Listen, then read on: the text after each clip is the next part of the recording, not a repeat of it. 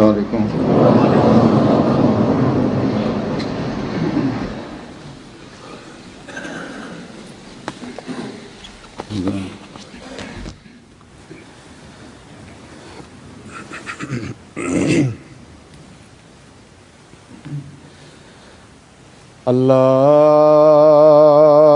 الله أكبر الله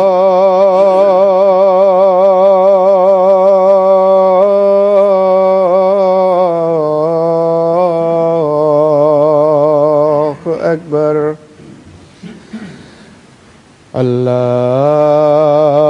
الله أكبر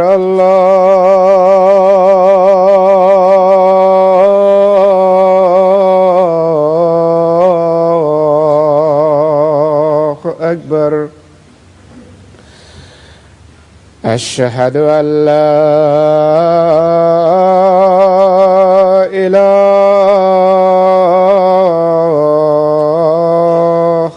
إلا الله. أشهد أن لا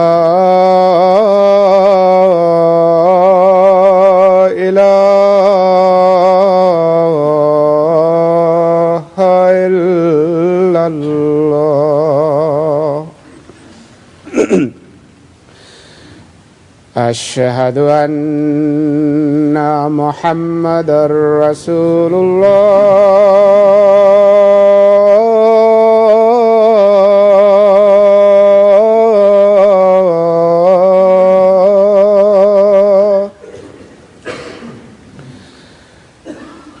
أشهد أن محمدًا رسول الله. حي على الصلاة.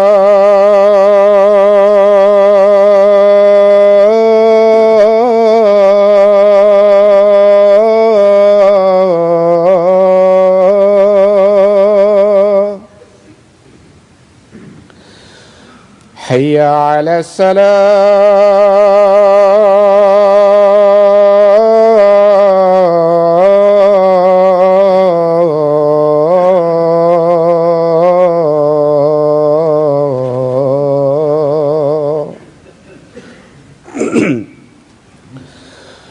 حي على الفلاح.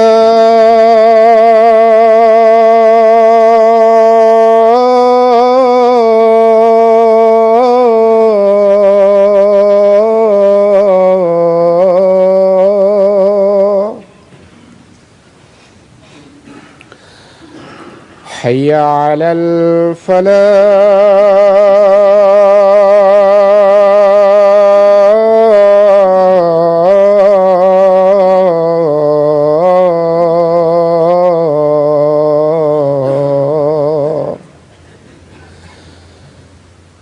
الله أكبر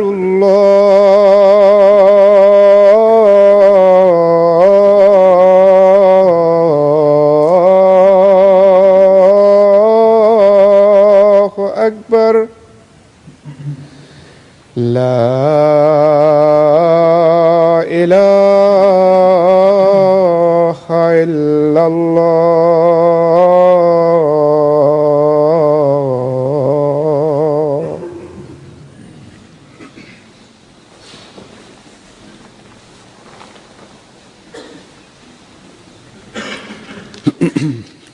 السلام عليكم ورحمة الله.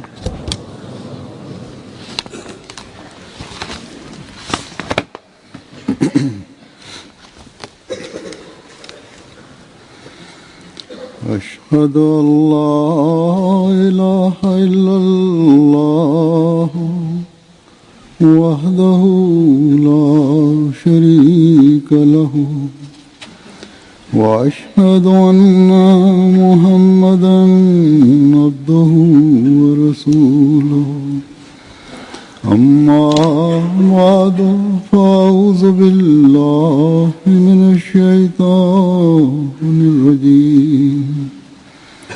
بسم الله الرحمن الرحيم الحمد لله رب العالمين الرحمن الرحيم مالك يوم الدين إياك نعبد وإياك نستعين اهدنا الصراط المستقيم صراط الذين أنعمت عليهم غير المغضوب عليهم ولا الضالين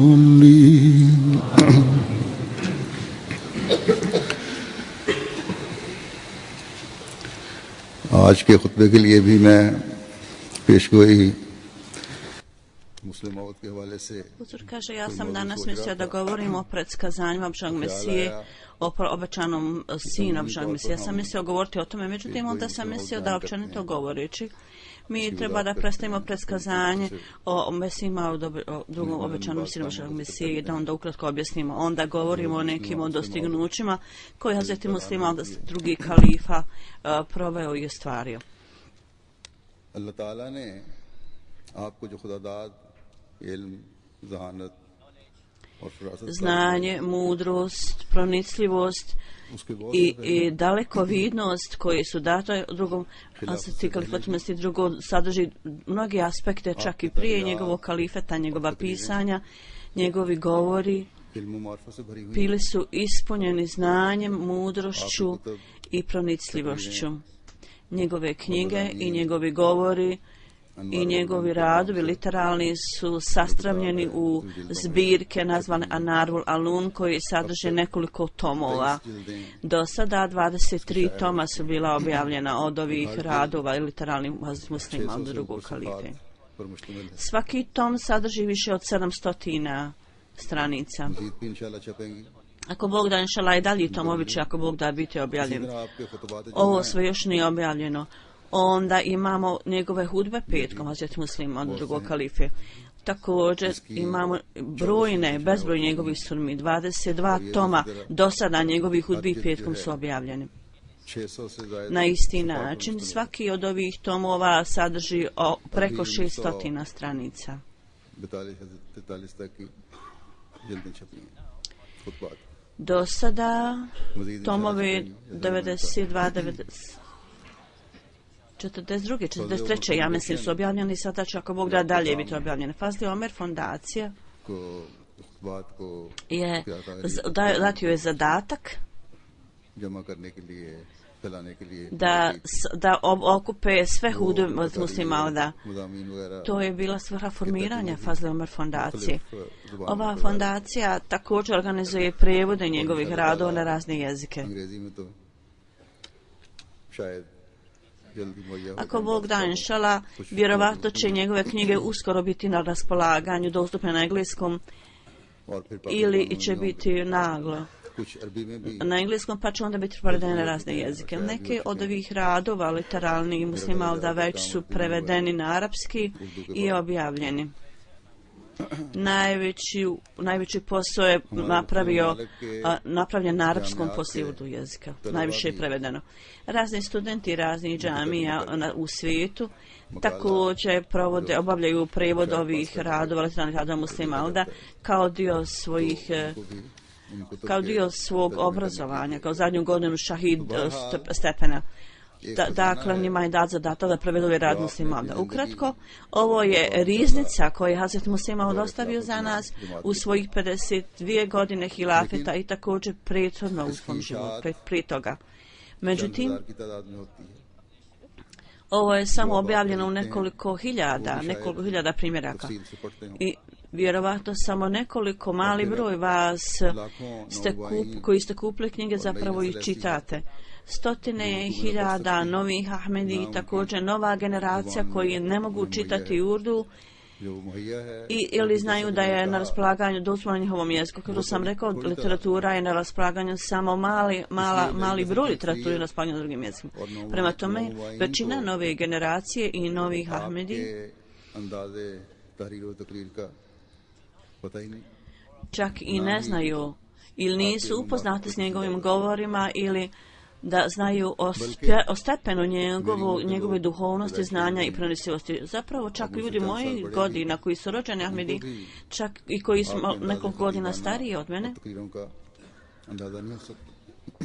ne mogu shvatiti, spoznati nivo njegove duhovnosti, znanja, mudrosti i prenosivosti. Ako mi čitamo ovu riznicu zbirka njegove literarnih radova, samo onda možemo uistinu cijeniti opseg njegovog znanja i isto tako znanje koje je dotaklo sve najdublje tajne, kao što je bilo pretkazano Hazret Mislih Maud. Kao što sam rekla, ovo će nas također osposobiti da mi uvećamo svoje znanje. U ovo vrijeme u to vrijeme nije bilo ovakvih mogućnosti kao danas što je. Ljudi su zabilježili na audio trake njegove govore, međutim to valjda nije bilo tako kvalitete kako vrijeme prošlo do velike mjere. Ovaj audio standard nije ostao tako zadovoljavajućeg i dobrog nivoa. Tako da te snimke nisu dovoljno kvaliteta. Na taj način taj audio snimanje nije zadržao veličanstvenost njegovih govora. Međutim, zahvaljujući Allahu Đelešanuhu, da zapisani govori su do velikog stepena ostali sačuvani, zapisani njegovi govori. Kao što sam rekao, Huzur kaže u to vrijeme, kad su ljudi su zabilježili, zapisali njegove govore i obraćanja, oni isto tako vjerovatno moguće da nisu uvijek zabilježili sve rečenice njegovog govora, zbog toga možda su neke stvari ispuštene, izostavljene. Prema tome danas, umjesto da kažemo nešto o predskazanju samom o drugom kalifi, ja sam mislio da ipak da radije održim jednu hudbu petkom, koja sadrži maksimalnu dužinu riječi Hazreti Mislih Mauda za ovo vrijeme koliko mogu prenijeti koje je na raspolaganju. Hudbe koje sam ja izabrao odnose se na način ibadeta i također oslanjanje na Allah Đelešanu koji je posjednik svih moći i tako čini sve što hoće. Ovo je predmet tema koju ja želim danas predstaviti. Razlog zašto sam ja odabrao ovu temu je zato što u ovo vrijeme, ako želimo da vidimo izvanredne promjene u našim navikama, neophodno je da postupamo na ispravan način.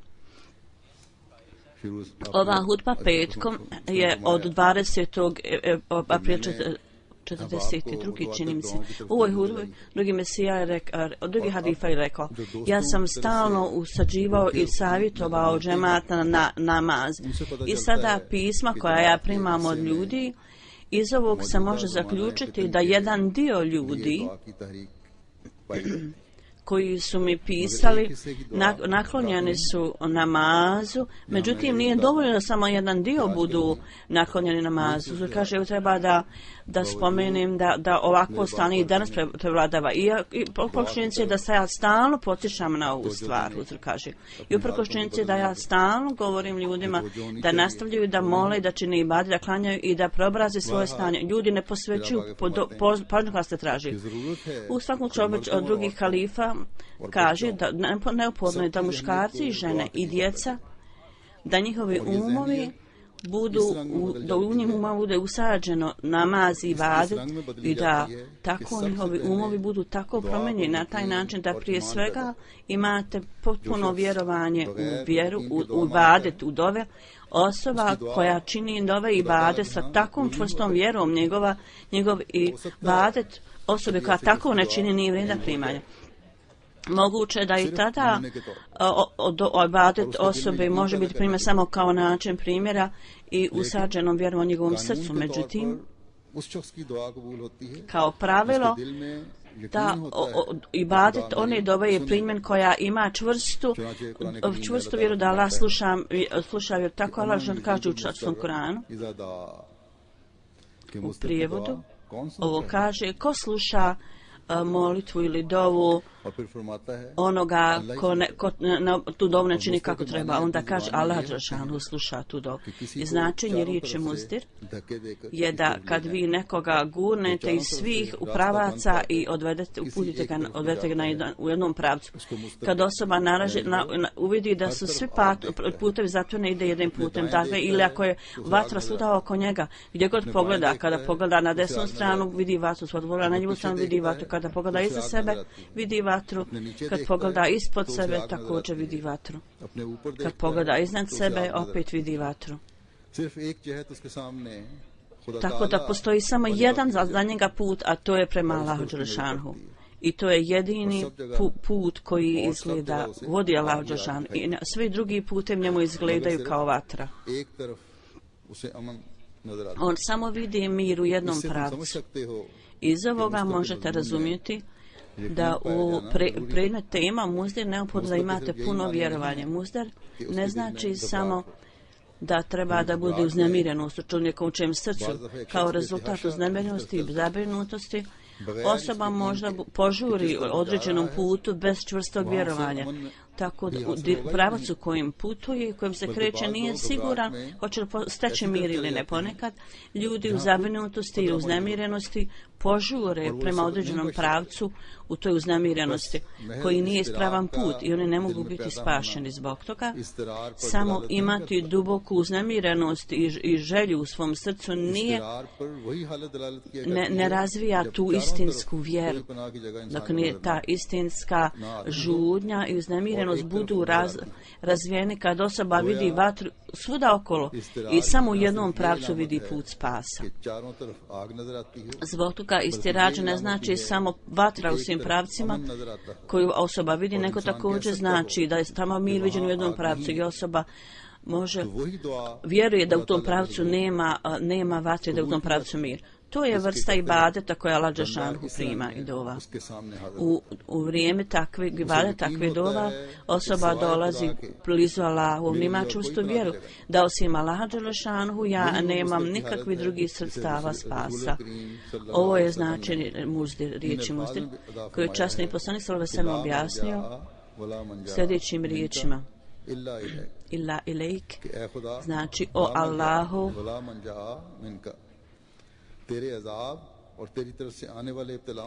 u prijevodu time spasi, nema nekakvog drugog sredstva načina da se spasim od tvojeg kazna ili kušnje koje će doći i da spasim sebe od straha toga. Jedino sredstvo je da zatvorim oči i idem prema tebi. Zbog toga ovo stanje koje je upravo opisano je istinsko stanje žudnje želje. Kad Allah dželešanu rekao u časnom Kur'anu amal je džibu mustara iza dua,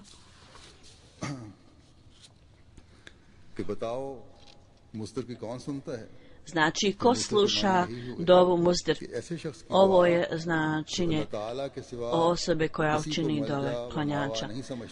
Osoba čini kada onaj koji uči čini ibadet ne smatra nikoga drugog kao pomagača i da odgovara njegove dove i da donosi spas osim Allaha. I u ovom ajetu ovo u stvarnosti pokazuje na stanje želje i upućivanja dova i uznemirenosti.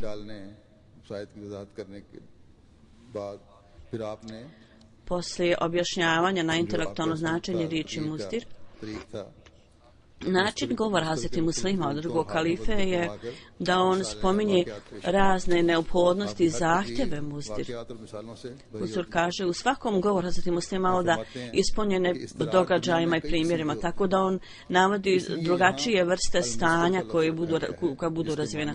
Zato el muzdir ovdje bio naveden, što znači sve vrste muzdirs. Ima određenih ljudi u svijetu koji su muzdir ही हर मुस्तर का इलाज है, Iako Allah Đelešanuhu je odgovara svima koji ga mole, इस्तिरार को बदलने की ताकत है। međutim, niko drugi nema moći da ispuni njegove potrebe. Na primjer, postoji siromašna osoba, उसे नजर नहीं आता कि वो नए कपड़े कहाँ से बनाए। njegova odjeća je podirana i on ne može vidjeti gdje može popraviti svoju odjeću. A ima jedna bogata osoba koja je možda hindu ili sik ili ateista, kogod možda da bude. On možda pomogne tu siromašnu osobu da popravi svoju odjeću zakrpu. U skladu s našim vjerovanjem, Huzur kaže, ja pravim kratki sadržaj neke stvari, jer ova hudba je bila prilično dugačka. Hazret Muslih Maud objašnjava prema našem razumijevanju, Allah Đelešanuhu je stavio ovu inspiraciju, nahnuće u tu osobu koja je donijela novu odjeću ovoj siromašnoj osobi, međutim, on nema punu vjeru Allah Đelešanuhu i kaže, u mom stanju kušnje, u mom stanju bespomoćnosti, ta osoba je došla i da mu je ta osoba pomogla i olakšala njegove bole. Međutim, kad je tu osoba koja potpuno gladuje, on čak ne može da hoda, njegovo stanje je potpuno strašno. U takvom stanju bogata osoba mu ne može pomoći. Zapravo, čak iako ima i vrlo milostivog i dobrog doktora, čak i on ga vidi u ovom stanju. Rekao bi, da ga vidi u tom stanju, rekao bi, ja ti mogu dati džabe lijekove jer nemaš para da kupiš lijekove. Drugim riječima, bogata osoba se ne dokazuje da je sredstvo njegove pomoći, nego je to bio doktor. Zatim ponekad uznemirenje, osoba je uznemirena da možda nema nekakvih sredstava odbrane. I osoba koja ga optužuje možda bude vrlo moćna i možda dođu do suda na ovaj način. Sada on nema nekakvih sredstava da uzme advokata ili da se bori u slučaju. I on je šokiran, šta da radim? Onda on narađe neku vrstu advokata koji je milostiv i kaže, ja sam spreman da te branim bez ikakve naknade, bez plaće. Sada u takvoj prilici niko nije mogao pomoći osim advokata. Onda daje drugi kalifa daje drugi primjer jednog zemljoradnika, na primjer. Sada u različitom stanju, u teškoćama osobe, drugi ljudi mogu doći, razni ljudi mogu doći mu u pomoć, međutim, Allah Đelešanuhu objašnjava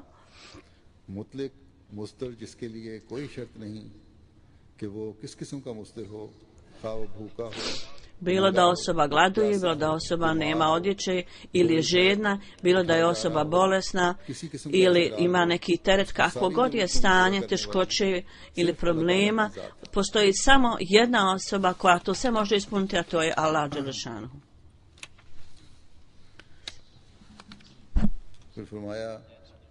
Onda Hazret Muslih Maud kaže, ja sam ispustio nekoliko dijelova, Huzur kaže, da osoba koja ispunjava potrebe osobe u teškoći je samo Allah Đelešanuhu. Osoba može biti u raznim drugačijim situacijama, nekada mu čak ni kralj ne može pomoći. Na primjer, osoba može biti bolesna, kraljeva bogatstvo mu ne može pomoći, niti njegova vojska, niti njegova brzina kralju. Samo Allah Đelešanuhu može pomoći osobi u takvom stanju koja ga može osloboditi svih bolesti, izliječiti svih bolesti. Sada osoba koja je u džungli napadnuta od vukova i tako, čak i ako je blizu kralja, čak i ako je sin kralja, kakva korist će to biti njemu ako mu kralj ne može pomoći? On je sam u džungli. Majmun ili vuk dođu prema njemu. U takvom stanju jedini Allah Đelešanuhu taj koji može biti od koristi. Niko drugi ne može mu dati nikakvu korist. Dakle, dok osoba nema potpuno vjerovanje da svaka vrsta teškoće i problema, jedini Allah može pomoći, dotle takva osoba se ne može zvati istinskim muslimanom dok tako ne vjeruje. ये उस जमाने की बात है जब इंडिया पाकिस्तान इकट्ठे थे। Ovo je bilo vrijeme kad su Indija i Pakistan bili zajedno i Britanija je kontrolisala i upravljala pod kontinentom. On daje primjere, bilo je mnogo još kad tih ljudi, u britanskom vladom ljudi, a kukavica ljudi, Britanci nisu mogli staviti u vojsku. Kao sredstvo napredak, oni su bili ostavljeni u stanju kukavičluka u koji su već pali u to stanje. Utemeljivanjem odnosa sa Allahom dželešanu, mnogi ljudi koji su bili jako kukavce postali su izuzetno hrabri. I nacija koja je takva bila postala je snažna.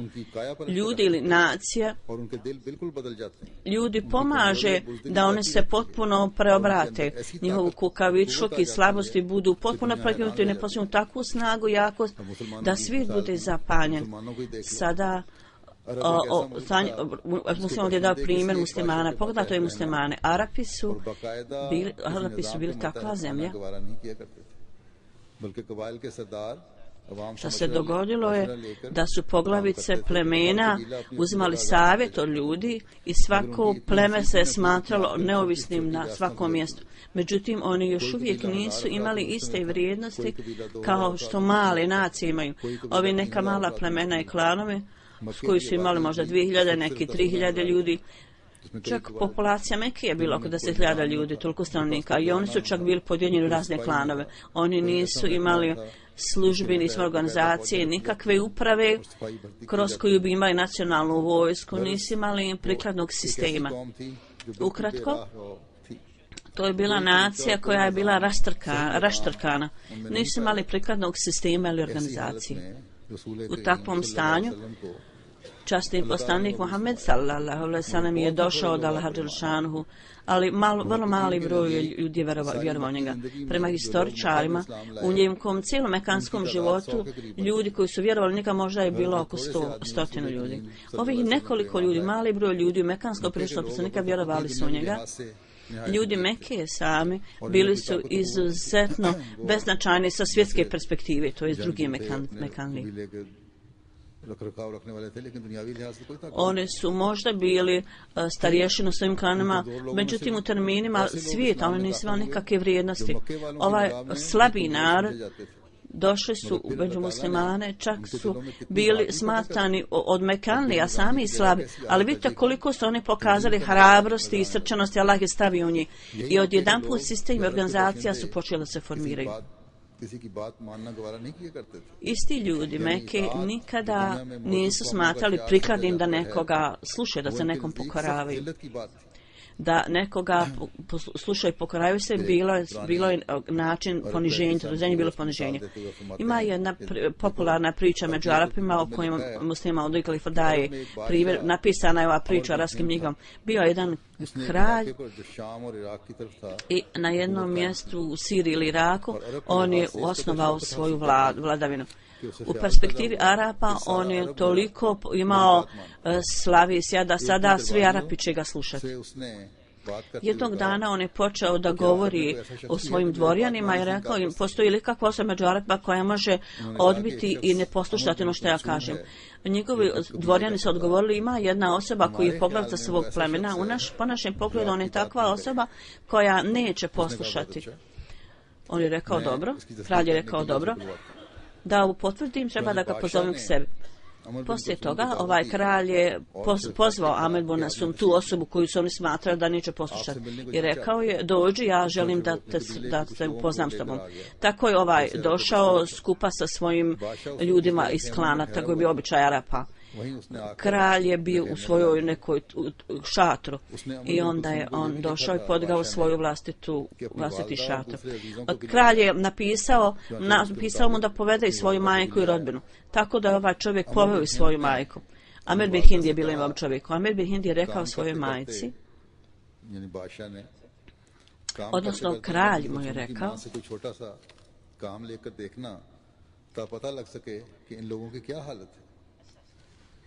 a u stvari kralj je rekao njegovoj majci da uzme neki posao od svog sina da ga može procijeniti. Kad su oni sjeli da jedu, prema arapskom običaju, onaj koji je bio kralj, majka je onda sama od sebe sjela, nije ju každa na čast od tog Amir bin Hind. काम कर रही थी बादशाह की वालदा। I ona je uradila neki posao za Amr bin Hind i za druge, iako je ona bila majka njega poglavice plemena. हाथ बटाना I to je za nju bilo ponižavajuće. क्योंकि बादशाह की माँ भी काम कर रही थी, क्योंकि जब बादशाह की Tako da ovo nije moglo biti način njenog poniženja. हाथ बटाना हर किस कोई ऐसी बात नहीं थी जो उसकी शान और Jer ovo nije bila takva stvar koja je bila protiv njegove slave. Ono što se dogodilo u stvari kad je bila hrana data, bio je neki predmet blizu i majka Amr bin Hinda, kad je hrana bila servirana, poslužena, ona je rekla, जरूरत ना हुई कि इससे ज्यादा उससे काम ले dajte mi tu posuđe ovdje. मगर तारीखों में लिखा है कि जो ही Oni nisu bili dovoljno hrabri da traže.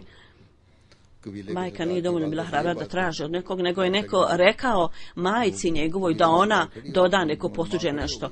Tako da je ova majka ustala i počela je vrlo glasno da kaže, ovaj Ibn Kusum, obraćajući svome sinu, tvoja majka je ponižena. U to vrijeme Amr bin Kusum, njegov sin, je sjedio sa kraljem i jeo. खाने की वजह से उसने तलवार अपनी एक तरफ लटकाई हुई थी। Kao rezultat, sablje su im bile na strani, međutim čim je čuo glas svoje majke, on nije pitao svoju majku kako je bila ponižena, on je postao uznemiren, ustao i gledao je tamo ovamo i počeo je da posmatra. U šatoru također je bila tu sablja kralja, on je uklonio i ubio je kralja, izišao napolje i rekao ljudima svog klana, opljačkajte sve kraljevo. Prema tome, ono što je ovo značilo je da Arapti nisu mogli podnijeti da bilo koga poslušaju da se pokoraju.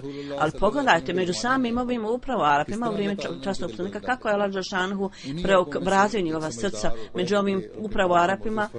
Vrlo obrazovani članovi Habsburga, Abdullah bin Mesud je prolazio jednom u prolazu dok je časni poslanik održavao vjersko predavanje u džamiji. Ovaj čovjek, Abdul Mesud, je išao prema džamiji da sluša to predavanje, bio je u prolazu. Kad je neko rekao časnom poslaniku da ljudi trebaju sjesti,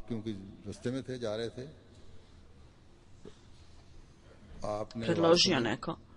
I onda je časni poslanik rekao da ljudi sjednu i ovaj Abdul Mesud je čuo to dok je bio u prolazu i kao dijete počeo je da puzi prema džamiji. Neko je prolazio pored njega i rekao, Abdullah bin Mesud, šta ti radiš? Ti se valjaš po podu, zašto ne ustaneš? On je rekao, stvari u tome da je Muhammed Allahov poslanik, ja sam čuo da je rekao da sjednemo.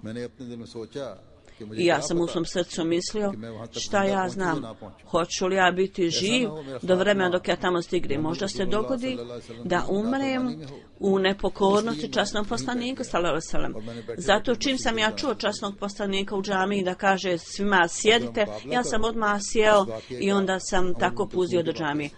Zato uporedite ovaj slučaj sa Amr bin Sidom u pozivnici kralju, u pozivnici od kralja.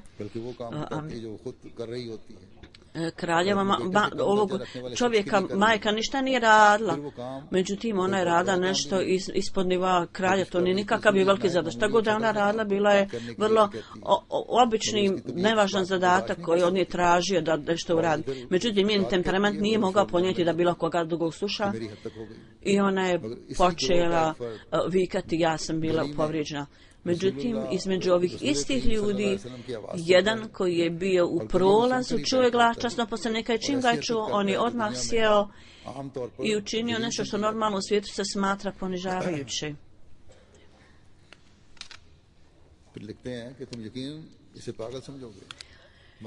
Sada vi ćete sigurno smatrati ovo da je idiokratija, kako je bilo stanje ashaba tako da su oni pospoli, da su oni ponašali se potpuno glupavo u vrijeme u pokornosti časnom poslaniku, jer je njihova pokornost ma časnom poslaniku, oni su smatrali da je pokornost Allahu.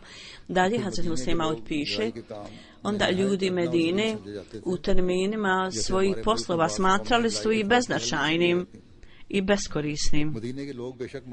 Ljudi Medine su možda bili vrlo imućni, मगर जैसे हमारे मुल्क में Međutim, बास पेशों की वजह से kao i u našim zemljama, ljudi koji rade određene profesije smatraju se da su poniženi nekim stvarima.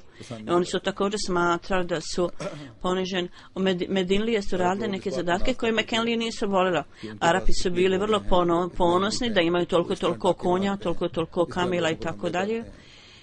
I oni tako napadaju ljude i tako pljačkaju ljude. Međutim, ljudi Medine živjeli su u malim selima i živjeli su od zemljoradnje. Oni nisu imali niti mnogo konja, niti su napadali i pljačkali drugi ljude.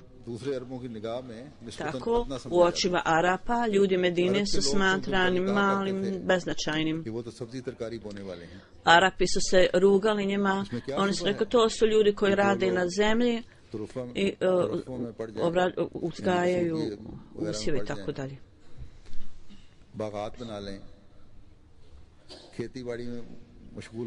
Sada ljudi koji su postali zauzeti u zemljoradnje i postali dio skupljanja pare za tog i žetve, šta će on raditi, zašto da oni budu uključeni u ratu, kako su oni bili dugo u zemljoradnju, dugo vremena, oni nisu smatrani da su sposobni za rat u očima Arapa. Oni su smatrali da su ljudi Medine vrlo slabi i rugali su im se i ponižavali i govorili, ovo su ljudi koji samo rade na zemlji. Međutim, pogledajte sada, upravo ovi ljudi, poslije osnivanja odnosa časnim poslanikom, kakve su nevjerovatne promjene, kako su oni promijenili. Ljudi zemljoradnje postali su najbolji ljudi svijeta i najbolji vojnici svijeta. U bitci na Bedru bilo je mnogo velikih poglavica Mekanlijskoj armiji koji su oni smatrali da će dokrajčiti muslimane. U suprotstavljenoj vojsci bilo je 1000 ljudi koji su bili iskusni profesionalni vojnici i oni su bili pred muslimanima. Muslimana je bila samo 313. U nekim historijskim izvršenjima, kaže, među ovih 313 muslimana neki čak nisu imali sablji i samo su imali neke štapove. U takvom stanju bespomoćnosti časni poslanik sallallahu alejhi ve sellem je krenuo u rat. Ansari djeca su rekla da također ne žele poći. Na kraju časni poslanik sallallahu alejhi ve sellem odobrio im da idu sa njima. Hazret Abdurrahman bin Auf je bio izuzetno hrabar i iskusan vojnik i rekao je tog dana niko nije mogao smatrati sumnje ili brigu u našem srcu. On je rekao danas nema sumnje, zapravo samo hrabrost naših srca, jer danas je nama Allah odobrio da se borimo, mi ćemo se osvetiti ovim ljudima koji su bili okrutni prema nama. Vojnik se smatrao korisnim kad ima ljude sa svoje desne i lijeve strane i naprijed iza koji mu mogu pomoći. Kad on ide da napadne, da budu ljudi oko njega, da ga napadne od drugih ljudi koji možda mogu napasti sa strana. Tako, zato su hrabri vojnici uvijek stavljeni u sredine, tako da budu posebno zaštićeni. Tako kad idu da se bore u redove neprijatelja budu zaštićeni. Abdurrahman Auf kaže, ja sam pogledao na svoju lijevu i desnu stranu da vidim koje su moje desne i lijeve strane. Kad sam pogledao, vidio sam da su tu dvojica dječaka oko 15 godina stari koji stoji s moje lijeve i desne strane. Prvo sam mislio da su oni ljudi Medine. Ja sam postao malo razočaran. Ovi ljudi čak nisu navikli ni na kako ratovanje i ovo su 15 godina djeca, kako oni mogu mene zaštititi?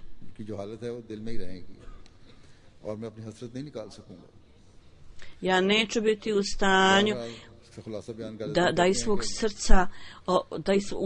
svog srca ispraznim ovu strast, da se borim s neprijateljima. On kaže, ovo sam ja mislio u svom srcu. Kad odjedan put nekome je gurno u lakat, ja sam vidio ovog dječaka i ja sam rekao, što želiš da mi kažeš? On je meni stavio svoje usta na moje uho i šapno i rekao, teta, ko je osoba koja je zadala toliko patnje časnom poslaniku, ja želim da mu se osvetim. Ja sam skoro htio da mu kažem, kad me s druge strane neko udari u lakat i drugi ovaj dječak je stavio svoja usta blizu mog uha i rekao, teta, ko je Ebu Džehel? Kao što je i ovaj prethodni dječak rekao, ko je Ebu Džehel? Ko je zadao toliko patnje časnom poslaniku, ja želim da mu se danas osvetim. I Abdurrahman Auf kaže, ja nisam znao što da radim. Ebu Džehel, koji je poglavica neprijatelja, koji je u sred redova neprijatelja, koji je imao sve vrste tjelohranitelja oko njega, iskusnih ratnika. Ja nisam even mislio da ga datem kako su ova djeca misla. Ja sam im onda pokazao gdje je bio Ebu Džehel. To je bila želja obojcevih dječaka, je bilo da oni imaju čast i blagoslov, da oni prime ovu nagradu, da budu oni koji su ubili Ebu Džehela.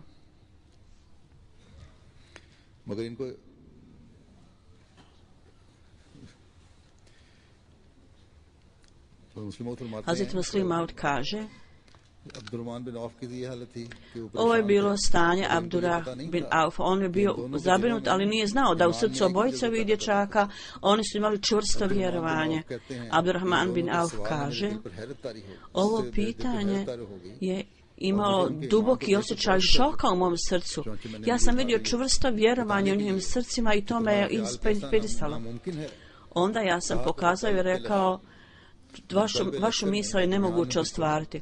Pravo u sred vojske neprijatelja bila je osoba na konju i ispunjen je bio oružjem, pun oružja od glave do pete, i on je bio general i rekao sam, oko njega je bila vojska, bio je jedan bio Akrama, još jedan general koji je stavio ispred njega da ga zaštiti, ispred Ebu Džehela.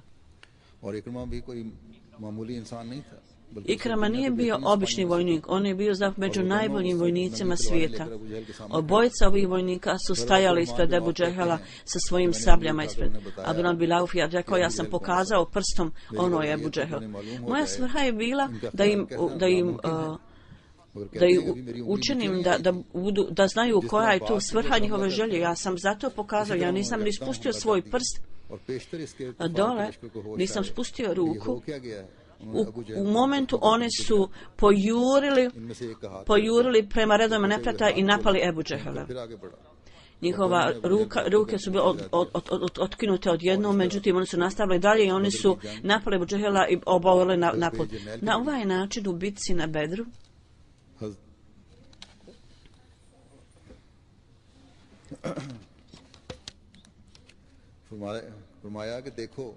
oni su bili u stanju da uđu u neprijateljske redove. Pogledajte, ta nacija, taj narod koji je smatran tako ponižen da čak nisu smatrani, da nisu navikli na ratovanje kao rezultat i vrlinom što su prihvatili časnog poslanika sallallahu alejhi ve sellem.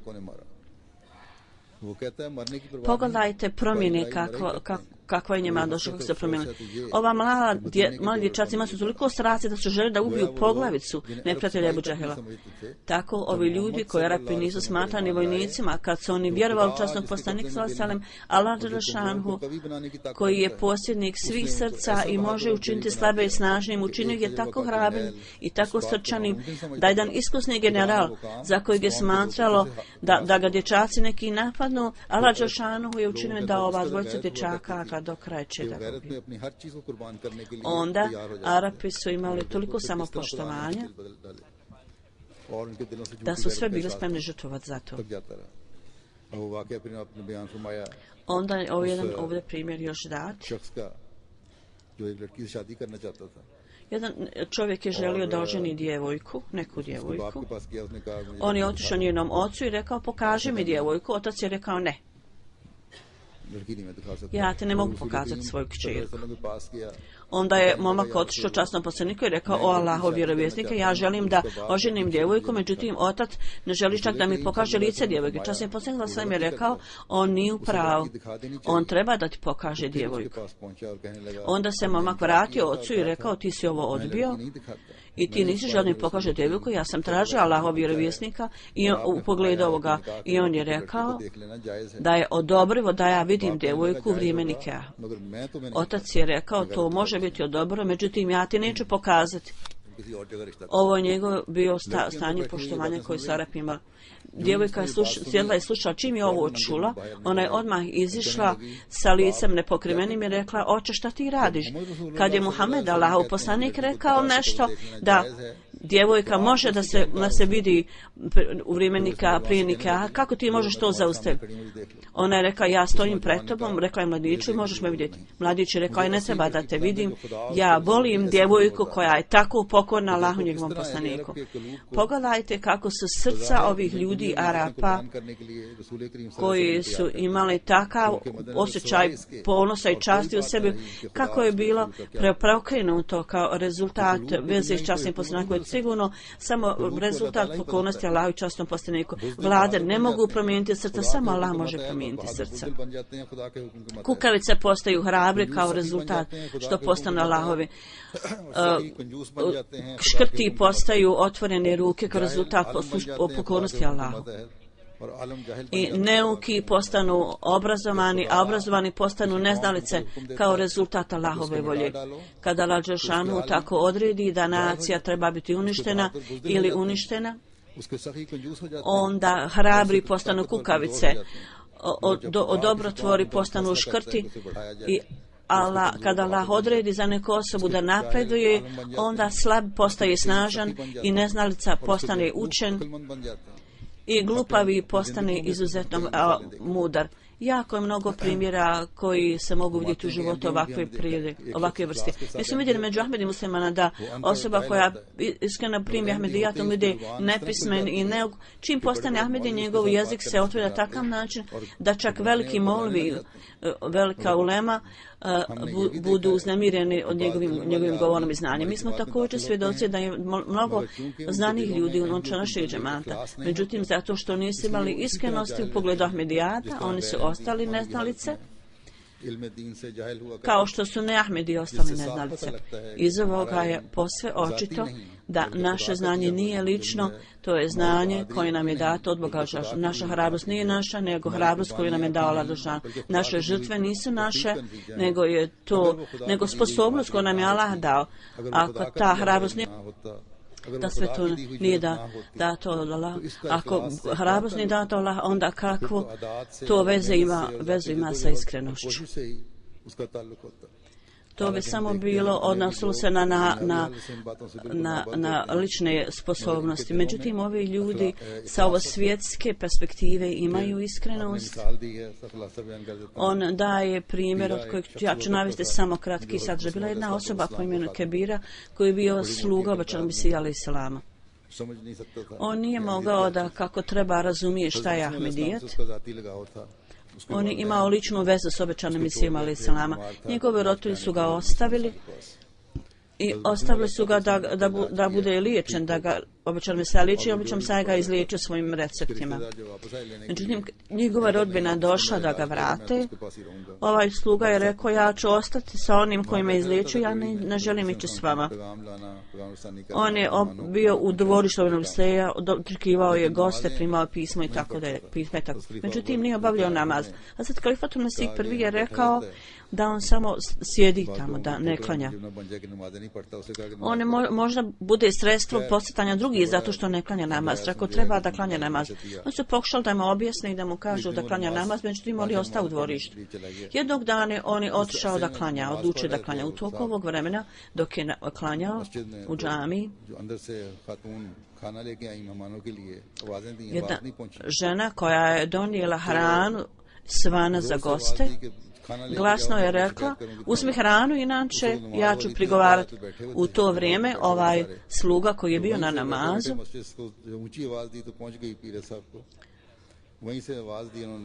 ova žena je došla do njega i rekla, uzmi hranu ili inače ću ja prigovarati. Onda je ovaj sluga odgovorio u toku namaza, prvo mi pusti me da klanjam i onda ću doći do tebe. Hazreti Muslima ovdje rekao, u to vrijeme u Kadijanu nije bilo pošte, nije bilo željeznice, niti telefona, niti bilo šta drugo. Nije bilo stanice, ništa. Hazreti Husein Batalvi je išao u Batala i na stanici poticao, huškao ljude da ne idu u Kadijan, da će vam vaša vjera bit će uništena. Jedan dan takozvana jedna žrtva naišla je i kad je on nagovarao tako nekog ljuda, bio je ovaj sluga tamo se dogodio. I on je rekao ovom slugi, tvoja soba je vjera je uništena i Mirza Sahib je, ne daj Bože, nevjernik. Tako je. Ovaj sluga je slušao što Batalvi ima da kaže i pitao ga je. Kad je sve završio, on je pitao, pitaju zapravo slugu, reci mi šta sam rekao. Ovaj sluga je rekao, ja sam nepismen i neuk, ja nemam znanja i ne znam, nego razumiti ove stvari. Međutim, ima jedna stvar koju ja razumijem, a to je ovo. Za mnogo godina već ja sam dolazio ovdje zbog nekih poslova i ja uvijek te vidim da dolaziš na stanicu kako zaustavljaš ljude da ne idu u Kadijan. Kako si ti uspješan bio? Uprkos činjenice, tebe niko ne sluša. Mirza Sahib je u Kadijanu, a ljudi su ipak privučeni k njemu. Da mora biti nešto što se događa u ovoj razliki. Niko ne sluša tebe, a svi idu Mirza Sahibu. Pogledajte, Huzur kaže kako je odličan njegov odgovor. Nije imao nikakvog argumenta, niti inteligencije, intelekta. Međutim, ovo je bio prirodan odgovor koji je Allah Đelešanuhu poučio ovog roba, zato što je sada počeo da klanja, Allah mu je dao tu mudrost. Hazreti Muslim Maud kaže, za one koje osnuju vezu sa Allah Đelešanuhu, ponekad on objasni te stvari takvoj osobi koje druge stvari ostavi bez riječi zbunjenim. Jer Allah Đelešanuhu ima sva sredstva i opskrbu. I sve što osobi nedostaje, Allah to može nadopuniti i doknati. A ako osobi nedostaje intelekta, Allah može to nadoknaditi. Ako je nedostatak hrabrosti, Allah Đelešanuhu može to dopuniti. Ako je nedostatak strasti, Allah Đelešanuhu to može dati. Ako je nedostatak zdravlja ili imetka, Allah može sve to ispuniti i ispunjava. Ukratko, Allah Đelešanuhu posjeduje sve riznice i obezbjeđuje za sve ljude robove na takav način da ljude ostavlja zapanjenim i iznenađenim.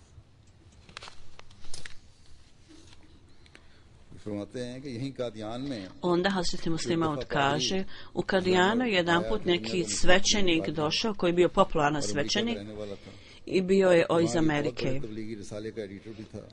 On je bio urednik velikog magazina. Imao je visoki položaj u krugu kršćana koji prenosili poruku. On je došao u Kadijan. Kad je došao u Indiju, nakon što je posjetio razna mjesta, došao je u Kadijan. Tu jedan juduši svećenik bio sa njim. Dr. Kalifa Rušedin je bio živ u to vrijeme. On mu je pokazao sva mjesta u Kadijanu. Međutim, svećenik nije mogao da prihvati. U to vrijeme nije bilo komite odbora u Kadijanu i bilo je mnogo otvorenih organizacija. Ovaj jedan svećenik je rekao, mi smo vidjeli Kadijan, rugajući se, rekao, vidjeli Kadijan, također smo vidjeli čistoću grada Mesaje. Dr. Rašidin Sad se nasmije i rekao, svećeniče, vlada prvog Mesije upravlja Indijom i ovo je rezultat njegove čistoće. Upravljanje novog Mesaja još nije utemeljeno. Na ovo je ovaj svećenik bio postiđen. Onda meni je data poruka da me se sretni obećan, drugi halifa kaže. I ovaj svećenik je rekao drugom kalifi, ja želim da te pitam nekoliko pitanja. Kao svakako. On je rekao, svećenik je rekao načelo islama, šta je to? Da li to prihvata ovo ili ne? Čim je on pitao ovo pitanje, Allah Đelešanuhu je stavio moje srce, drugi halifa kaže, da svrha njegovog pitanja je da kad kažete da je Mesaja sjena prethodnog kalife, da li to znači da je on došao u njegovom duhu? Da li to znači da mi vjerujemo u to načelo? Ja sam onda rekao, to je vaša greška. Mi ne vjerujemo da je Mirza Sahib došao u tačno duhu obećano Isa a.s., ali vjerujemo da je došao u svoju moralu, duhovnosti, da je došao u istoj boji. Mi ne vjerujemo da je on reinkarnisan, oživljen. Ovo je odgovor koji sam ja dao. Te on rekao, ko ti je rekao da je ovo bilo moje pitanje? Moje pitanje je bilo indirektno nešto drugo.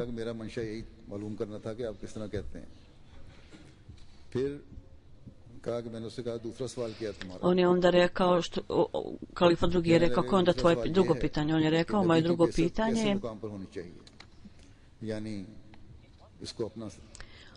na koju vrstu lokacije treba poslanik doći? koje vrste zahtjeva trebaju biti tamo, šta on treba. Ponovo, Allah Đelešanuhu je drugi kalifa kaže stavi u moje srce da zato što je Kadijan mali grad, kako to može biti centar svijeta? I kako iz ovog malog grada propovijedanje cijelom svijetu može biti provedeno? Ako dolazi Muhammed Mesaje je trebao da propovijedi cijelom svijetu, on je trebao biti poslan na takvo mjesto gdje njegov glas je mogao da ode u cijelo svijetu, a ne u Kadijanu, malom selu. Ovo je izgleda bila svrha njegovog pitanja. Odmah kad je on pitao ovo pitanje, Al Đelešanuhu je stavio razumijevanje moje srce, ja sam se nasmio i rekao svećeniče,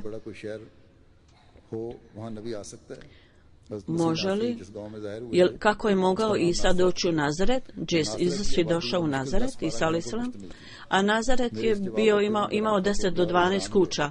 Kad sam ja odgovorio na ovaj način, on je bio crven da sam ja odgovorio na ovakav način. Onda je također pitao treće pitanje koje se ja ne sjećam u svakom slučaju. On je pitao 3 pitanja, postavio 3 pitanja i onda Allah Đelešanuhu me je uputio, obavijestio me o odgovorima unaprijed i omogućio me, osposobio me da razumijem koji je stvarna svrha od njegov pitanja da odgovorim i što je on više pitao pitanja zavedeni da prevari, tako da on na kraju ušutkao. Tako Allah Đelešanuhu preobrađuje i dolazi u srca na čudan način i upućuje svoje vjernike. Ovo je u moći Allaha i nije u moći ljudi. On kaže, jedan put je jedan mula koji volio da vodi debate došao u džamiju i rekao daj dokaz je da je Mirza istinu. Ja sam rekao cijeli Kuran je dokaz Mirzine istine. On je rekao koji ajet? Ja sam rekao svaki ajet je dokaz istinitosti časnog Kurana. Sada istina je da svaki ajet časnog Kurana može biti smatran da je dokaz poslanika. Međutim ima nekih ajeta je vrlo teško dokazati kako oni mogu biti pripisani poslaniku. Sada, ako ajet govori o ratu, on može dokazati istinu poslanika, međutim izvan razumijevanja obične osobe. On je rekao, u to vrijeme ja sam imao čvrsto vjerovanje da Allah Đelešanuhu će donijeti isti ajet s njegovog jezika koji je obećan Mesija alejselam o njegovu istinitu, da će njegova istinitost biti čvrsto utemljena. Na kraju on je proučio ovaj ajet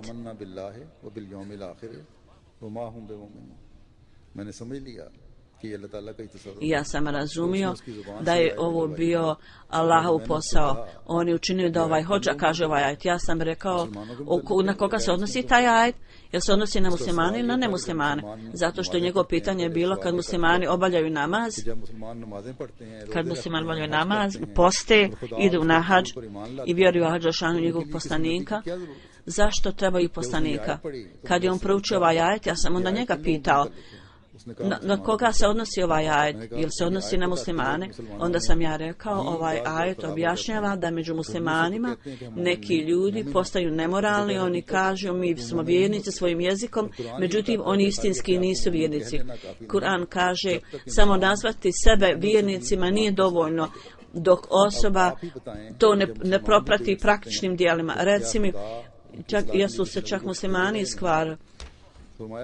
Kad se muslimani iskvare, će Allah postati njima poslanik kada ih reformiše. Allahov je posao da reformiše srca.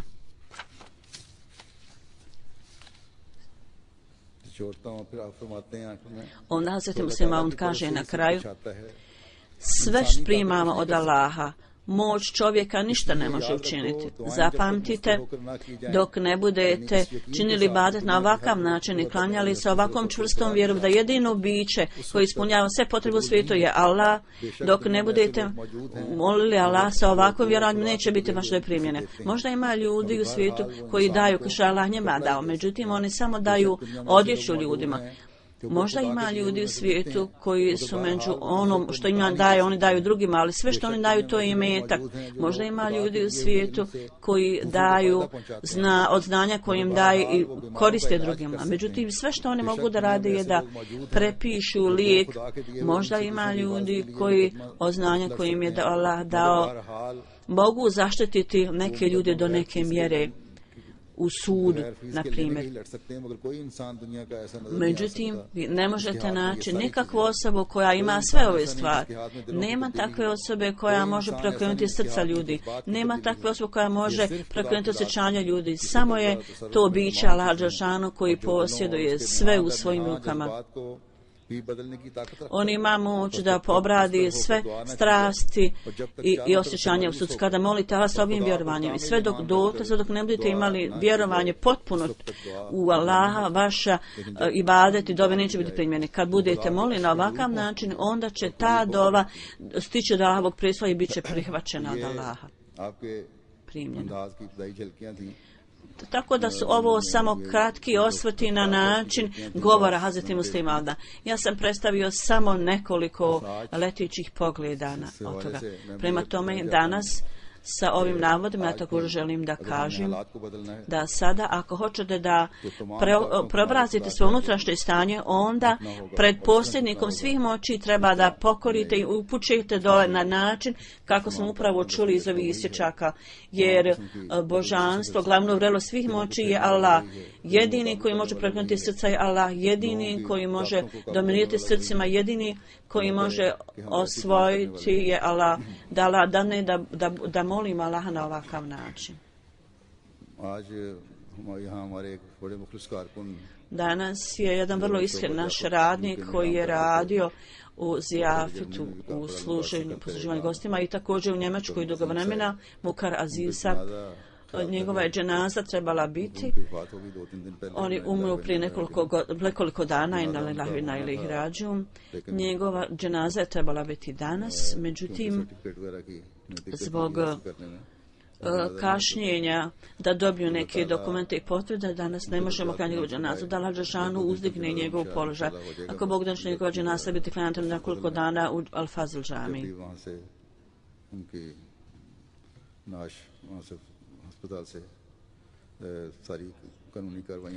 Čim tijelo bude preuzeto iz džamije i obavljeni svi zakonski postupi.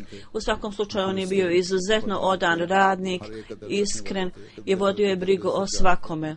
On je bio pun osjećanjem, željom da služi ljudima, da Allah dželešanu uzdigne njegov položaj. On ima 3 djece, 4 djece, 2 sina i 2 kćeri. Oni su svi iskreni i studiraju da ih Allah pomogne da idu njegovim stopama, da Allah dane utih njegovoj ženi i da njegova djeca budu takva da budu pomagači Allahove vjere i da Allah ispuni sve njihove potrebe.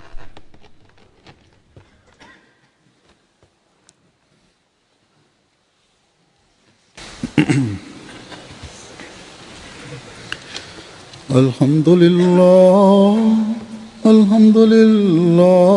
nahmaduhu wa nasta'inuhu wa nastaghfiruhu wa nu'minu bihi wa natawakkalu alayhi wa na'udhu billahi min shururi anfusina wa min sayyiati a'malina.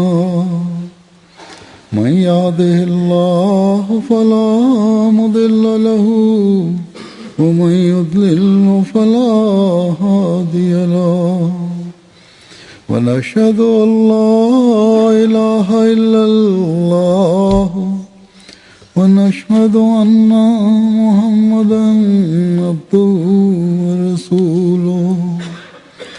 عباد الله رحمكم الله إن الله يأمر بالعدل والإحسان وإيتاء ذي القربى وينهى عن الفحشاء والمنكر والبغي يعظكم لعلكم تذكرون.